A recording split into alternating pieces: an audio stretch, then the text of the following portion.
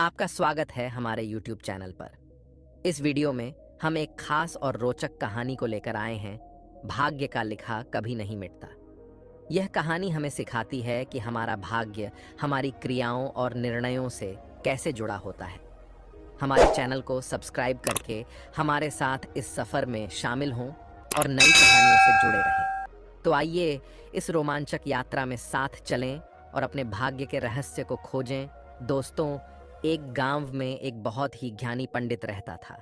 एक दिन वह अपने बचपन के दोस्त से मिलने के लिए दूसरे गांव में जा रहा था। उसका वह दोस्त बचपन से ही गूंगा और एक पैर से अपाहिज था। उस पंडित के गांव से उसके दोस्त का घर काफी दूर था। वहां जाने के लिए बीच बीच में कई सारे छोटे छोटे गांव पड़ते थे। पंडित रास्ते में अपनी धुन में चला जा रहा था। चलते चलते उसकी मुलाकात एक व्यक्ति से होती है। वह भी पंडित के साथ चलने लगता है। उस आदमी को देखकर पंडित बहुत खुश हो जाता है।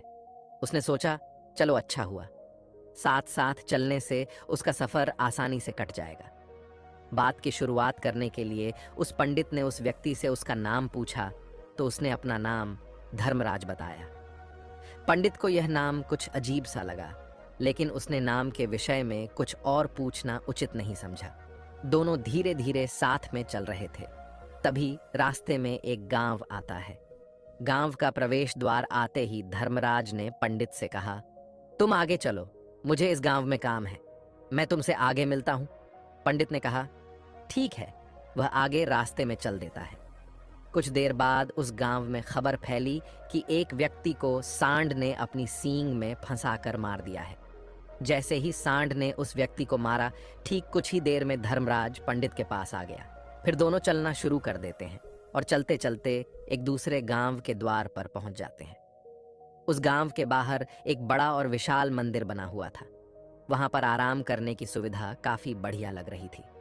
पंडित के दोस्त का घर अभी वहां से बहुत दूर था और रात भी होने वाली थी। तो पंडित ने धर्मराज से कहा, रात होने वाली है, पूरे दिन चलते चलते थक भी चुके हैं और भूख भी लग रही है, तो यहाँ पर भोजन करके यहीं पर हम विश्राम कर लेते हैं, फिर सुबह के समय आराम से आगे की यात्रा जारी करेंगे। धर्मराज ने कहा, ठीक है, मुझे इस गांव में किसी को कुछ जरूरी सामान देने जाना है, तुम भोजन करके आराम करो, मैं बाद में आकर भोजन कर लूंगा। इतना कहकर वह वहां से चला जाता है। लेकिन उसके जाते ही कुछ ही देर बाद धुआं उठता हुआ दिखाई देता है और देखते ही देखते पूरे गांव में आग लग जाती है। पंडित ने हैरानी से सोचा कि यह धर्मराज जहां भी जाता है वहां कोई न कोई अनहोनी जरूर हो जाती है, कुछ तो गड़बड़ है इस व्यक्ति में। लेकिन पंडित ने रात्रि में धर्मराज से कुछ भी पूछना उचित नहीं समझा। सुबह होते ही दोनों फिर से अपनी यात्रा शुरू कर देते हैं। कुछ देर चलने के बाद रास्ते में फिर से एक गांव आता है। धर्मराज ने फिर पंडित से कहा, आप आगे चलिए, मुझे इस गांव में अपने मित्र से मिलने जाना है, मैं अपने दोस्त से मिलने के बाद आगे रास्ते में मिलूंगा। ये कहकर धर्मराज वहां से चला गया, लेकिन पंडित इस बार आगे नहीं गया। वहीं खड़ा होकर धर्मराज को देखता रहा कि वह कहाँ जा रहा है और क्या करता है। तभी थोड़ी देर बाद लोगों की आवाज सुनाई देने लगी कि एक व्यक्ति को सांप ने काट लिया है और उसकी मृत्यु हो गई है। ठीक उसी समय धर्मराज फिर पंडित के पास पहुंच गया, लेकिन इस बार पंडित से रहा नहीं गया और उसने धर्मराज से पूछ ही लिया कि तुम जिस भी गांव में जाते हो वहां कोई ना कोई अनहोनी जरूर हो जाती है, क्या तुम मुझे बता सकते हो ये ऐसा क्यों हो रहा है? धर्मराज ने कहा, पंडित जी, आप तो मुझे बहुत ज्ञानी मालूम पड़े थे, इसीलिए मैं आपके साथ चलने लगा था, क्योंकि ज्ञानियों का साथ बहुत अच्छा होता है। परंतु आप अभी तक समझ नहीं पाए कि मैं कौन हूं। पंडित ने कहा, मैं समझ गया हूं, लेकिन मुझे कुछ शंका है। अगर आप ही अपना उपयुक्त परिचय दे दें तो मेरे लिए आसानी होगी। तब धर्मराज ने जवाब दिया कि मैं यमदूत हूं और यमराज की आज्ञा से उन लोगों के प्राण हरण करता हूं जिनकी उम्र पूरी हो चुकी है। हालांकि पंडित को पहले से ही इस बात की आशंका थी, फिर भी धर्मराज के मुंह से यह बातें सुनकर वह घबरा गया। लेकिन वह हिम्मत करके पूछता है कि अगर तुम सच में यमदूत हो तो मुझे बताओ, अगले मृत्यु किसकी है? धर्मराज ने जवाब दिया, अगली मृत्यु तुम्हारे उसी मित्र की है जिससे तुम मिलने जा रहे हो, और उसकी मृत्यु का कारण भी तुम ही बनोगे। यह बात सुनकर पंडित सहम गया और सोच में पड़ गया कि अगर सच में यह धर्मराज यमदूत हुआ तो उसकी बात भी सच होगी और उसके कारण मेरे बचपन के सबसे अच्छे मित्र की मृत्यु हो जाएगी। तो सबसे अच्छा तो यही होगा कि मैं अपने मित्र से मिलने ही न जाऊं। कम से कम मैं उसकी मृत्यु का कारण तो नहीं बनूंगा। धर्मराज ने मुस्कुराते हुए कहा, तुम जो सोच रहे हो वो सब मुझे पता है, मगर तुम्हारे अपने मित्र से मिलने न जाने से नियति नहीं बदल जाएगी। तुम्हारे मित्र की मृत्यु तो निश्चित है और वह अगले कुछ ही पलों में घटित होने वाली है। महाकाल के मुंह से ऐसी बातें सुनकर पंडित को झटका लगा, क्योंकि महाकाल ने पंडित के मन की बातें PRH ली थीं, जो कि एक सामान्य व्यक्ति के लिए संभव नहीं है। अब पंडित को विश्वास हो गया कि यह धर्मराज सचमुच में यमदूत ही है। जब पंडित को यह पूर्ण विश्वास हो गया कि धर्मराज जी यमदूत हैं, तो वह घबरा गया। वह अपने मित्र की मृत्यु का कारण नहीं बनना चाहता था, इसीलिए वह पलटकर अपने गांव की तरफ वापस जाने लगा। लेकिन जैसे ही पंडित वापस जाने के लिए मुंडा, उसने देखा कि उसका मित्र तेजी से उसकी तरफ चला आ रहा है, जो कि पंडित को देखकर अत्यंत प्रसन्न दिखाई पड़ रहा था। अपने मित्र के आने की गति को देखकर पंडित को ऐसा लगा कि जैसे उसका मित्र काफी देर से उसका ही पीछा कर रहा है। लेकिन वह बचपन से ही गूंगा था और एक पैर से लंगड़ा भी था, इसीलिए ना तो वह पंडित को आवाज देकर रोक पाया था और ना ही उस तक पहुंच पा रहा था। धर्मराज के मुंह से ऐसी बातें सुनकर पंडित को झटका लगा, क्योंकि धर्मराज ने पंडित के मन की बातें पढ़ ली थीं, जो कि एक सामान्य व्यक्ति के लिए संभव नहीं है। अब पंडित को विश्वास हो गया कि यह धर्मराज सचमुच में यमदूत ही है। जब पंडित को यह पूर्ण विश्वास हो गया कि धर्मराज जी यमदूत है, तो वह घबरा गया। वह अपने मित्र की मृत्यु का कारण नहीं बनना चाहता था, इसीलिए वह पलटकर अपने गांव की तरफ वापस जाने लगा। लेकिन जैसे ही पंडित वापस जाने के लिए मुड़ा, उसने देखा कि उसका मित्र तेजी से उसकी तरफ चला आ रहा है, जो कि पंडित को देखकर अत्यंत प्रसन्न दिखाई पड़ रहा था। अपने मित्र के आने की गति को देखकर पंडित को ऐसा लगा कि जैसे उसका मित्र काफी देर से उसका ही पीछा कर रहा है। लेकिन वह बचपन से ही गूंगा था और एक पैर से लंगड़ा भी था, इसीलिए ना तो वह पंडित को आवाज देकर रोक पाया था और ना ही उस तक पहुंच पा रहा था। लेकिन जैसे ही वह पंडित के पास पहुंचा, अचानक ही जमीन पर गिर पड़ा और उसकी मृत्यु हो गई। पंडित हक्का बक्का होकर धर्मराज की ओर देखने लगा, जैसे कि वह पूछना चाह रहा हो कि आखिर क्या हुआ धर्मराज। पंडित के मन में उठ रहे प्रश्नों को समझ गया और बोला, तुम्हारे मित्र ने पिछले गांव में ही तुम्हें देख लिया था और मैं वहीं से ही तुम्हारा पीछा कर रहा था। लेकिन गूंगा और लंगड़ा होने की वजह से वह तुम तक नहीं पहुंच पाया। उसने अपनी पूरी ताकत लगाकर तुम तक पहुंचने का प्रयास किया, लेकिन बुढ़ापे में बचपन जैसी ताकत नहीं होती, इसलिए हार्ट अटैक होने के कारण उसकी मृत्यु हो गई, क्योंकि वह तुमसे मिलने के लिए अपनी सीमाओं को तोड़कर तुम्हारे पीछे भाग रहा था। इसलिए अपने मित्र की मृत्यु का कारण भी तुम ही कहलाओगे। अब पंडित को पुनः यह विश्वास हो गया था कि धर्मराज एक यमदूत है और उसका कार्य जीवों के प्राण हरना है।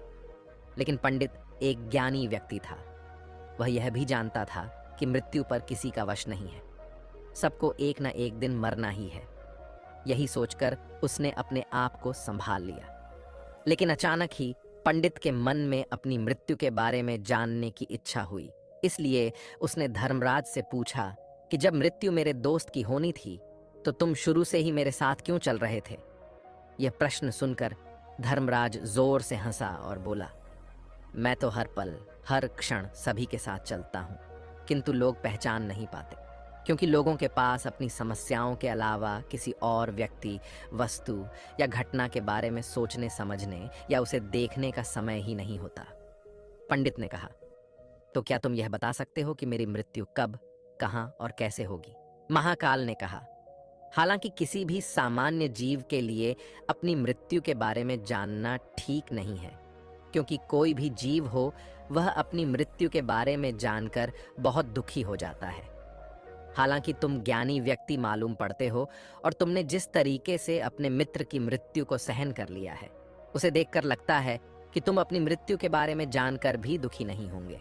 तो तुम्हारी मृत्यु आज से ठीक 6 महीने बाद आज ही के दिन किसी दूसरे राज्य में फांसी लगने से होगी। और सबसे हैरानी की बात तो ये होगी कि तुम स्वयं ही खुशी से उस फांसी को स्वीकार कर लोगे। इतना कहकर धर्मराज वहां से चला गया, क्योंकि अब धर्मराज के पास पंडित के साथ चलते रहने का कोई कारण न था। इसके बाद पंडित ने अपने मित्र के शरीर का अंतिम संस्कार किया और यथाशक्ति उसके क्रियाकर्म करके अपने गांव वापस आ गया। लेकिन कोई व्यक्ति कितना भी ज्ञानी क्यों ना हो, अपनी मृत्यु के बारे में जानकर दुखी तो होता ही है और मृत्यु से बचने का कोई न कोई उपाय भी खोजता है। तो पंडित ने भी वही किया, क्योंकि पंडित विद्वान था, इसलिए उसकी पहचान उस राज्य के राजा तक थी। पंडित ने सोचा कि राजा के पास तो कई सारे ज्ञानी मंत्री हैं, वह मेरी मृत्यु से संबंधित समस्या का कोई न कोई समाधान निकाल ही लेंगे। पंडित यही सब सोचता हुआ राज दरबार में पहुंच जाता है और राजा से सारी घटना के बारे में बताता है। राजा ने अपने मंत्रियों को सारी समस्या बताई और उनसे सलाह मांगी।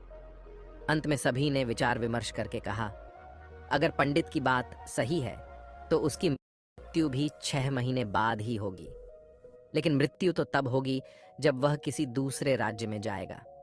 यदि वह किसी दूसरे राज्य में जाए ही ना तो मृत्यु ही नहीं होगी। मंत्रियों की यह सलाह राजा को भी सही लगी। इसके बाद पंडित के रहने की सारी व्यवस्था महल में ही कर दी गई और राजा के आदेश के बिना उस पंडित से किसी को भी नहीं मिलने दिया जाता था। लेकिन पंडित कहीं भी आ जा सकता था, ताकि पंडित को यह न लगे कि वह राजा की कैद में है। परंतु पंडित डर के मारे स्वयं ही कहीं आता जाता नहीं था।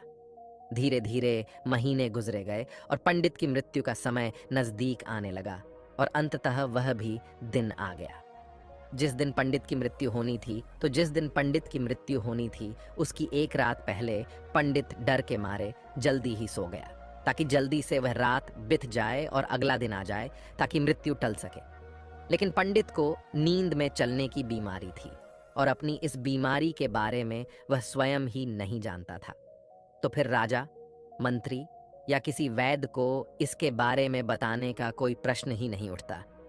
पंडित अपनी मृत्यु को लेकर बहुत चिंतित था। वह पिछले कई दिनों से ठीक से सो भी नहीं पा रहा था। और नींद में चलने की बीमारी भी तभी होती है जब व्यक्ति ठीक से सो नहीं पा रहा हो। तो उस रात भी पंडित को नींद में चलने का दौरा पड़ा। वह उठा और महल से निकलकर अस्तबल में गया। क्योंकि पंडित राजा का खास मेहमान था, इसलिए किसी भी पहरेदार ने उसे नहीं रोका और न ही किसी तरह की कोई पूछताछ की।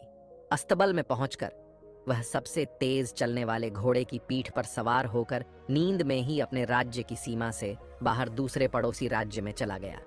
इतना ही नहीं, वह दूसरे राज्य के राजा के महल में पहुंच गया। उस महल के पहरेदारों ने भी उसे नहीं रोका और न ही कोई पूछताछ की। सभी लोग रात्रि का अंतिम प्रहार होने के कारण गहरी नींद में थे। वह पंडित सीधे राजा के सैन्य कक्ष में पहुंचा, जहां राजा और रानी सो रहे थे। वह पंडित वहीं जाकर सो गया। सुबह हुई तो राजा ने पंडित को रानी के बगल में सोया हुआ देखा तो बहुत क्रोधित हो गया। राजा ने पंडित को कैद करने का आदेश दे दिया। पंडित गिरफ्तार हो गया, लेकिन पंडित तो भौंचक्का था। उसे तो कुछ समझ नहीं आ रहा था कि आखिर वह दूसरे राज्य में और राजा के सैन्य में कैसे पहुंचा। लेकिन वहां उसकी यह सब सुनने वाला कोई नहीं था। राजा ने पंडित को दरबार में पेश करने का आदेश दिया। कुछ देर बाद उस पंडित को दरबार में लाया गया। पंडित को देखते ही राजा इतना आग बबूला हो गया कि उसे फांसी पर चढ़ा देने का हुक्म सुना दिया। फांसी की सजा सुनकर पंडित कांप गया, लेकिन फिर भी थोड़ी सी हिम्मत जुटाकर राजा से बोला, महाराज, मैं नहीं जानता कि मैं राजमहल तक कैसे पहुंचा। मैं यह भी नहीं जानता हूं कि आपके सैन्य कक्ष तक मैं कैसे आया और आपके महल के किसी पहरेदार या सैनिक ने मुझे रोका क्यों नहीं। लेकिन मैं इतना जरूर जानता हूं कि आज मेरी मृत्यु होनी थी और वह होनी भी जा रही है। राजा को यह बात थोड़ी अजीब लगी। उसने पंडित से पूछा, तुम्हें कैसे पता कि आज तुम्हारी मृत्यु होनी है? राजा के इस प्रश्न के जवाब में पंडित ने पिछले 6 महीने का सारा वाकया राजा को सुना दिया और बोला, महाराज, मेरा क्या?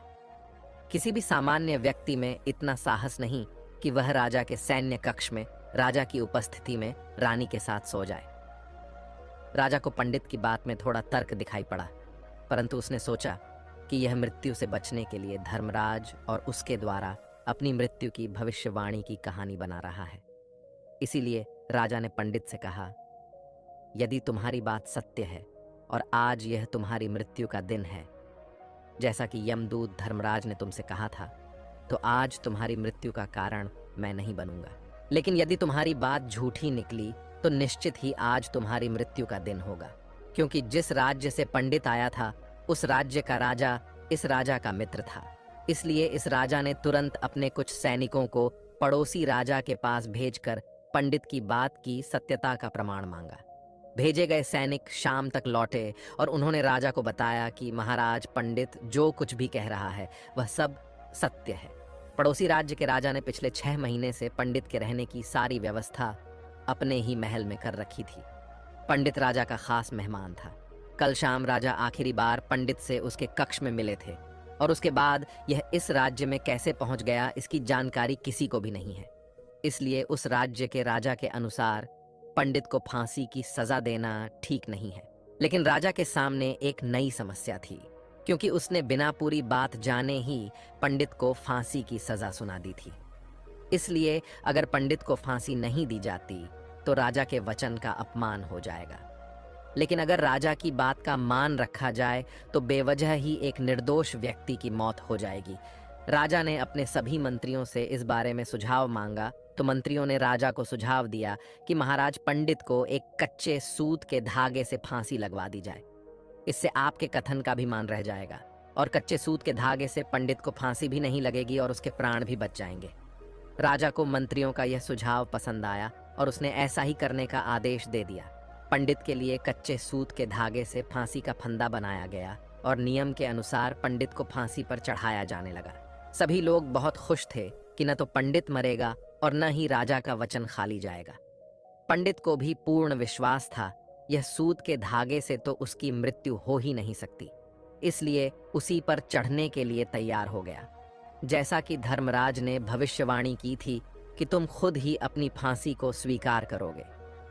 लेकिन जैसे ही पंडित को फांसी दी गई, सूत का धागा तो टूट गया, लेकिन टूटने से पहले उसने अपना काम कर दिया था। पंडित के गले की एक नस सूत के धागे के झटके से कट चुकी थी और पंडित जमीन पर पड़ा तड़प रहा था। उसी पल उसके गले से खून की फुहार निकल रही थी और देखते ही देखते पंडित का शरीर पूरी तरह से शांत हो गया। सभी लोग आश्चर्यचकित थे और पंडित को मरता हुआ देख रहे थे। किसी को विश्वास नहीं हो रहा था कि कच्चे सूत के धागे से भी किसी इंसान की मृत्यु हो सकती है। लेकिन घटना तो घट चुकी थी। नियति ने अपना काम कर दिया था और धर्मराज की भविष्यवाणी सच हो चुकी थी। श्रीमद् भागवत गीता में भगवान श्री कृष्ण ने कहा है, जो होना होता है वह होकर ही रहता है। हम चाहे कितनी ही सावधानी बरतें, कितना ही उपाय कर लें, लेकिन घटना और घटना की पूरी प्रणाली पहले से ही तय होती है, जिसे हम थोड़ा सा भी इधर उधर नहीं कर सकते हैं। दोस्तों, शायद इसीलिए ईश्वर ने हमें भविष्य जानने की क्षमता नहीं दी है, ताकि हम अपने जीवन को ज्यादा बेहतर तरीके से जी सकें। और यही बात उस पंडित पर भी लागू होती है। अगर पंडित ने धर्मराज से अपनी मृत्यु के बारे में न पूछा होता तो 6 महीने तक राजा के महल में कैद रहकर डर डर कर जीने की बजाय ज्यादा बेहतर जीवन जीता। दोस्तों, आपने आज के इस वीडियो से क्या सीखा वह मुझे आप कमेंट में बता सकते हैं। इसी के साथ में उम्मीद है कि आपको आज की वीडियो पसंद आई होगी, तो इस वीडियो को उस इंसान को शेयर करें जिससे यह कहानी सुनने की जरूरत है, और उसी के ठीक बाद चैनल को सब्सक्राइब करें। तो चलिए फिर मिलते हैं ऐसी एक और नई वीडियो में एक नए मैसेज के साथ। तब तक के लिए अपना ख्याल रखें। धन्यवाद।